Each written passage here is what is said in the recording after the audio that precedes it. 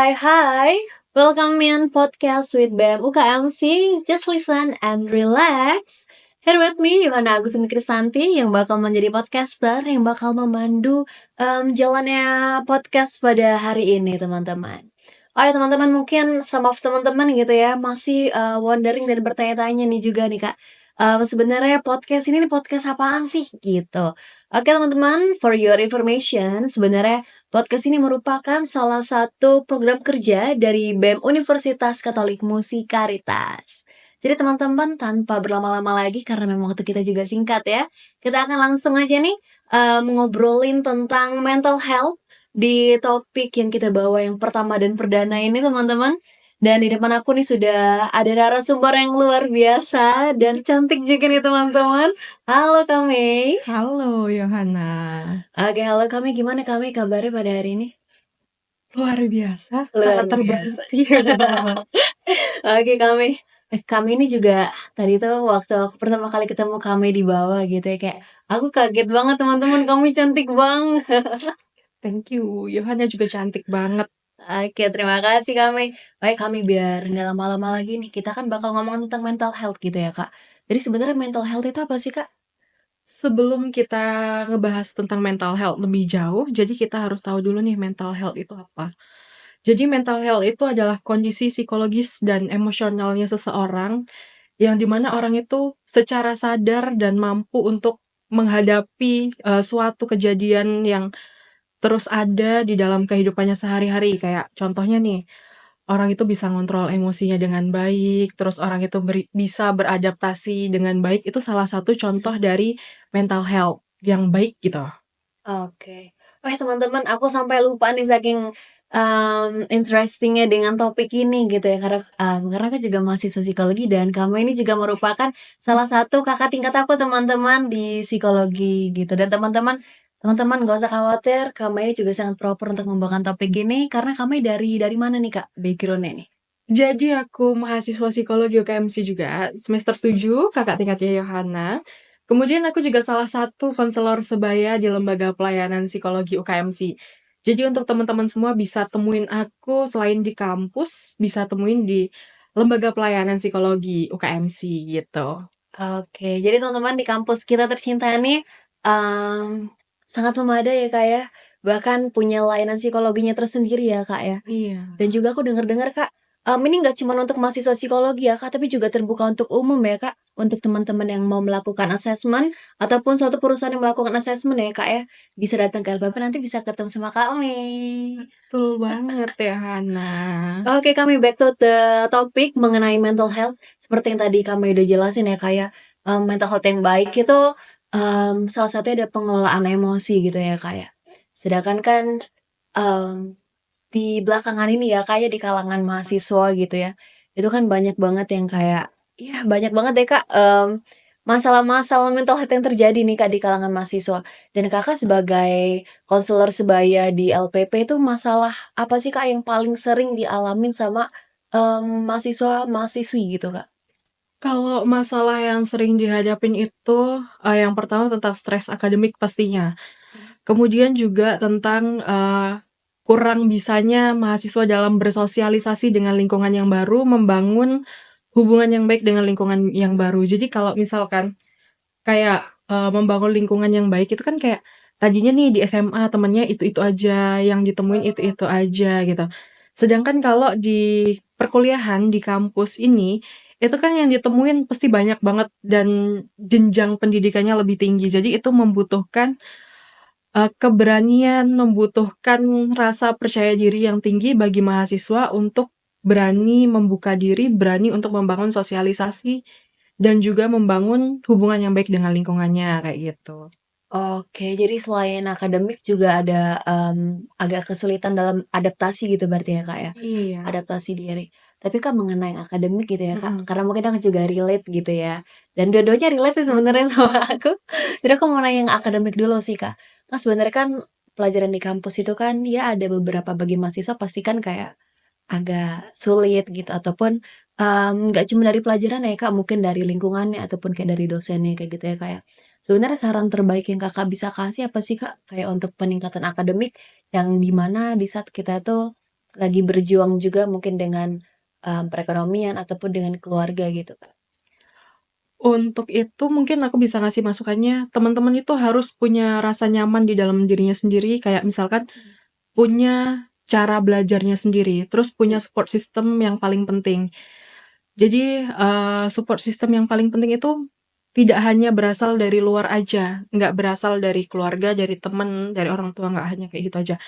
Tapi yang paling penting juga dari dalam diri sendiri. Jadi kayak ketika di dalam diri kita ada dorongan untuk mau, menerima apa yang, perubahan yang terjadi di lingkungan ini, pasti nanti teman-teman akan mampu dalam membuka diri, mampu menyesuaikan dan juga, lama-lama nih bisa nih mengelola stres akademiknya karena kan udah punya beberapa metode yang bisa digunain.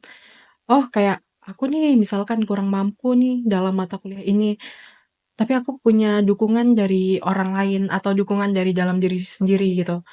Itu pasti akan membantu teman-teman untuk, lebih, apa ya namanya, lebih bisa muncul kayak gitu, apa ya, muncul bahasanya, lebih Oh, bisa motivasinya menimbulkan iya, bisa bisa memotivasi diri kayak gitu.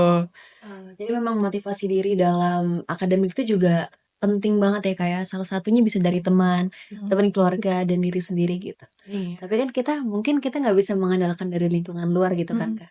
Jadi kan kita harus, membangun dari diri kita sendiri gitu. Kalau menurut Kakak sih, kalau untuk membangun motivasi diri itu gimana sih Kak caranya? Membangun motivasi diri. Mhm. Kita harus punya tujuan dulu biar termotivasi ke depannya mau gimana ya.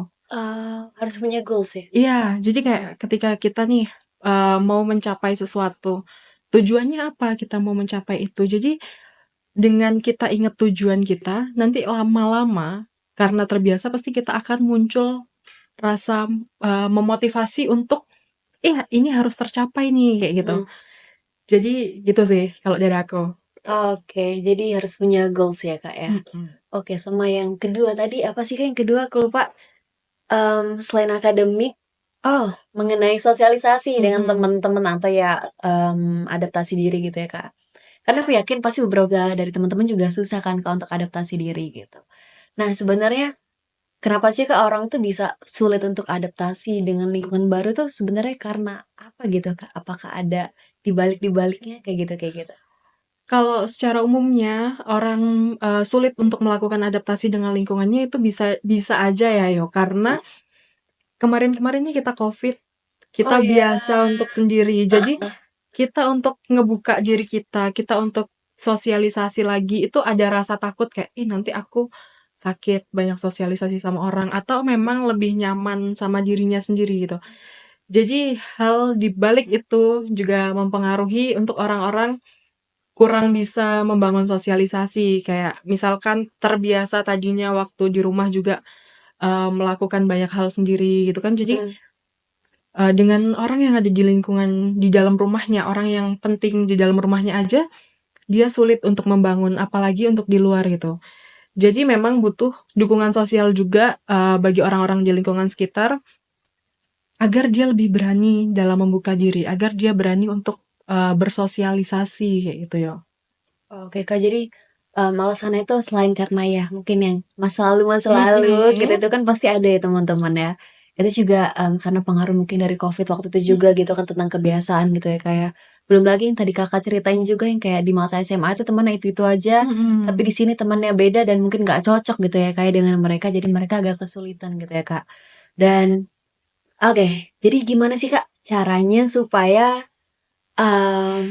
ya kita bisa deal with it gitu loh, kita bisa, apa ya, bisa berdamai gitu loh, bisa ya sesuai, ya bisa apa ya, bisa klop lah gitu Kak dengan lingkungan yang baru gitu. Karena kita sebagai mahasiswa, berarti kita sudah maha atas diri kita sendiri yo. Oke. Jadi kita harus berani, kita harus sadar kalau kita itu semakin umur kita bertambah, semakin usia kita bertambah, semakin berkembangnya diri kita, itu kita pasti membutuhkan banyak orang, membutuhkan lingkup skala yang lebih luas dalam berteman, dalam menjalin komunikasi sama orang gitu untuk mempermudah. Jadi kita harus sadar dulu nih kalau emang kita tuh butuh kita butuh temen yang lebih luas untuk menambah wawasan kita, misalkan untuk menambah relasi kita. Jadi kita harus sadar dulu kalau mau membuka diri dan membangun sosialisasi yang lebih baik gitu. Oh, oke oke oke, aku paham paham paham paham. Jadi memang untuk kayak kita bisa ngebuka diri, yang pertama-tama memang kita tuh kayak, ya harus punya pemikiran bahwa, ya ini juga buat relasi kita ke depannya, kayak gitu. Entah ya untuk pertemanan buat teman belajar doang atau bahkan nyampe bekerja gitu ya, Kak, ya?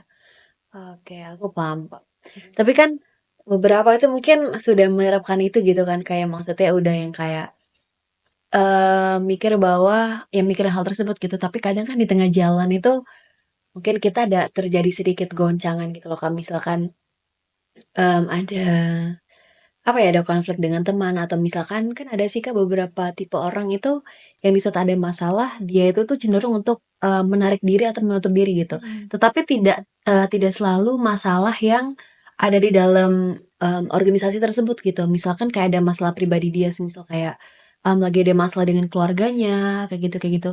Itu kan kadang mereka tuh cenderung untuk menarik diri yang di mana teman-teman yang di sekitar itu malah jadi yang kayak bertanya-tanya gitu loh Kak. Loh kenapa sih dia kayak gini dan jadi berpikiran yang kayak negatif gitu loh, Kak. Nah gimana sih, Kak, caranya diri kita ini di saat yang tipe-tipe orang avoidant kayak gitu ya, Kak, di saat ada masalah, dia tuh kayak justru menarik diri, itu gimana sih, Kak, caranya yang kayak biar ya harus belajar komunikasinya kayak gitu tuh gimana sih, Kak, sebenarnya caranya? Kalau itu mungkin lebih ke memaafkan diri kita sendiri dulu sih yo. Oke. Atas hal-hal yang terjadi kita harus sadar dulu nih, kalau aku narik diri dari masalah, Mmm, masalah itu cuman lewat apa ya, bukan bukan selesai, hanya lewat sebentar aja kayak gitu. mhm, Hanya menghindari masalah aja. Jadi kita harus berani untuk menghadapi masalah itu, terus biar kita tahu mau gimana, biar kita berani lagi untuk bersosialisasi. Dan kita ingat lagi nih tujuan kita, kalau misalkan kita butuh oke orang oke di oke. dalam kehidupan kita. Jadinya harus mau nggak mau harus perlahan-lahan orang itu belajar membuka diri dan memperbaiki relasinya kayak gitu yo. Oke oke, jadi memang ya kuncinya harus diingat-ingat lagi lah itu Mm-mm. tujuan goals awalnya kita mau, membuka diri gitu kan, Kak, sama teman-teman. Tapi Kak, aku mau nanya lagi nih. Kan kalau misalkan, di kalangan mahasiswa itu kan ada selain ada 2 topik tadi gitu kan, aku juga penasaran dengan, Kakak secara pribadi sih sebenarnya. Karena kan jujur ya Kak, aku tuh cukup amazed banget dengan Kakak, karena Kakak tuh masih kuliah kan Kak posisinya, tapi Kakak tuh kayak udah kerja tuh di mana-mana gitu loh Kak.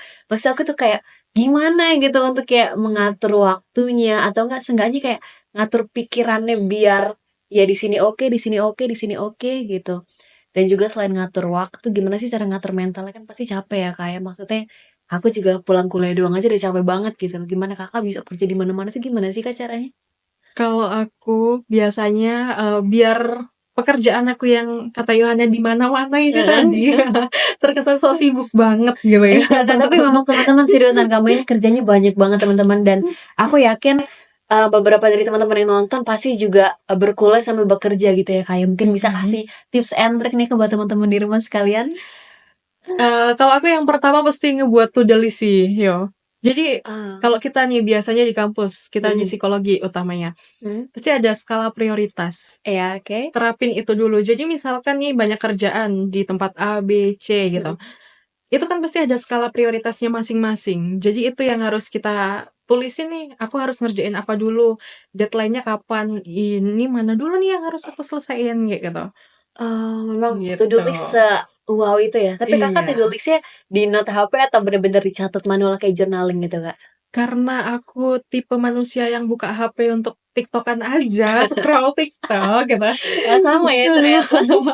Jadi lebih oke kalau aku journaling gitu sih ya. Jadi aku tulis nih apa satu aku harus nyelesain ini, satu aku nyelesain ini kayak gitu sih ya. Dan Hmm. itu lebih efektif karena aku pernah dengar juga dari podcastnya ini Prof Stella. Oh ya? Itu kalau kita nulis itu akan lebih efektif gitu. Mm. Jadi melatih ingatan ingatan kita untuk lebih baik gitu. Jadi aku membiasakan untuk nulis nih satu-satu, Oh. terus tempat di mana yang sering kita datengin, misalkan nih kayak di kantor, aku nulisnya ini hari ini mau bikin ini, aku duduknya di sini nih, aku tulis nih di tembok aku tulis di Oh, kertas pakai terus sticky note ditempel, gitu ya, iya. Kak? Terus di kosan kayak gitu, nanti di depan kaca kayak gitu, aku nulisnya kayak gitu ya, jadi Oh, lebih ingat gitu. mhm mhm. Terus kalau untuk menjaga kesehatan mental meskipun banyak kerjaan, banyak badai yang melanda, itu aku lebih menerapkan kayak self reward sih yo.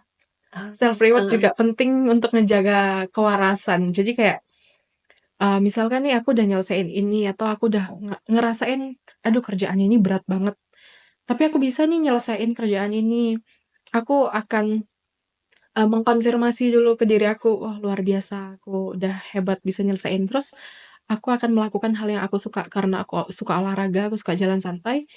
Mhm. Jadi aku akan jalan santai. Kalau enggak nih aku suka es krim, jadi aku bakal beli es krim kayak gitu biasanya. Oh, jadi self reward-nya versi kami es krim, teman-teman. Iya, betul banget. Oke, tapi Kak, tadi kan ngomong-ngomongin tentang self reward gitu ya, kayak itu kan juga, apa ya, biar kita tuh kayak nggak stres-stres amat gitu ya, Kak, ya. Itu juga sebagai, apa ya, biar kita nggak burn out banget lah melakukan segala sesuatu hal, entah itu pekerjaan ataupun dalam perkuliahan gitu ya, Kak, ya. Tapi sebenarnya kalau dari kami sendiri nih, saran kami, menurut kami tipe-tipe ataupun mungkin relaksasi seperti apa sih, Kak, yang bisa dilakuin sama mahasiswa-mahasiswi di saat lagi mengalami kecemasan, ketegangan, atau ya lagi stres capek-capeknya deh, Kak, kayak gitu? Kalau itu aku bisa ngasih masukan kayak biasanya nih, kalau ada orang konseling aku sering ngasih masukan itu juga gitu. Di sesi-sesi aku live sama LPP, tempat aku jadi konselor, aku juga Iya iya. sering ngasih masukan itu. Jadi aku lebih sering untuk ngelakuin sesuai sama hobi sih yo. Jadi Mhm, misalkan teknik relaksasinya sih, kita kayak ngelakuin manajemen stres kalau dalam psikologi. iya. Jadi ketika kamu suka olahraga, lakukanlah itu karena itu adalah suatu teknik relaksasi yang baik. Ketika kamu suka jogging, kamu suka main badminton, oke lakuin. Ketika kamu suka melukis, kamu suka menggambar, kamu suka menyanyi, lakuin. Mhm. Karena itu merupakan salah satu teknik relaksasi yang baik. Eee, tanamkan juga nih dalam pikiran, buat apa kita ngelakuin yang mahal-mahal nih kalau kita nggak rileks ujung-ujungnya, kan malah Iya buang-buang iya. duit gitu ya kesannya, gitu sih ya. Iya, Bang. Jadi kalau saran dari kami ini kita tuh melakukan, relaksasi itu yang sesuai dengan hobi kita ya, Kak, ya? Iya. Gitu. Tapi, selain dari teknik relaksasi gitu ya, Kak, ya, ada nggak sih, Kak, saran-saran lain yang mungkin bisa dilakuin sama mahasiswa-mahasiswi ataupun buat umum deh, Kak, di saat lagi stres, selain relaksasi gitu? Ada yang lain nggak sih, Kak? Ambil waktu di mana kamu tenang dan bisa berpikir jernih untuk menyelesaikan suatu permasalahan. Jadi Oke. kayak misalkan nih kamu ngerasa, tugas ini berat, Mhm. pekerjaan ini berat. Ketika deadline-nya masih panjang nih, misalkan deadline-nya masih sebulan lagi, kamu bisa nih Heeh. ngambil waktu sehari atau setengah jam gitu untuk nonton, apa gitu, nonton One Piece atau apa gitu, atau scroll TikTok. Bisa ngelakuin hal-hal itu untuk sejenak merilekskan diri sih, kayak Mhm. gitu, Jo. Tapi aku kayaknya kalau misalnya scroll TikTok kayaknya nggak bisa sih, Kak, cuma sejam itu nggak bisa sih aku. Aku kalau scroll TikTok selalu berjam-jam kayak gitu kan. Lupa, pasti lupa waktu. Terus Kak, berarti kan selain yang kayak kita ngasih self reward, terus juga relaksasi sesuai dengan hobi kita atau yang kita senengin, terus yang ketiga juga, melakukan apa ya Kak, istirahat sebentar gitu ya Kak ya, untuk kita relaksasi diri kita juga sendiri gitu ya Kak, salah satu bentuknya. Oke Kak Mei, kayaknya sekian dulu aja ya Kak ya, karena kita kayaknya ngobrol udah panjang banget, gitu. Oke jadi, aku mau ngucapin banyak banget terima kasih, aku juga nggak dari aku doang, tapi aku juga merupakan salah satu perwakilan dari BEM UKMC, mengucapkan banyak banget terima kasih buat Kakak, karena udah mau datang ke podcast kita ini, dan ini juga merupakan podcast pertama BEM sih Kak, dan juga program kerja BEM juga kan ini Kak, jadi terima kasih karena telah berkontribusi gitu Kak, dan mau meluangkan waktunya yang Kakak kan sibuk, kayak gitu. Oke, gitu aja ya Kak ya. Oke, Oke. sekian aja teman-teman buat hari ini. Aku Yona Agustina Kristanti. Aku Mei, konselor sebaya di Lembaga Pelayanan Psikologi UKMC. Oke, kita pamit undur diri. Bye-bye.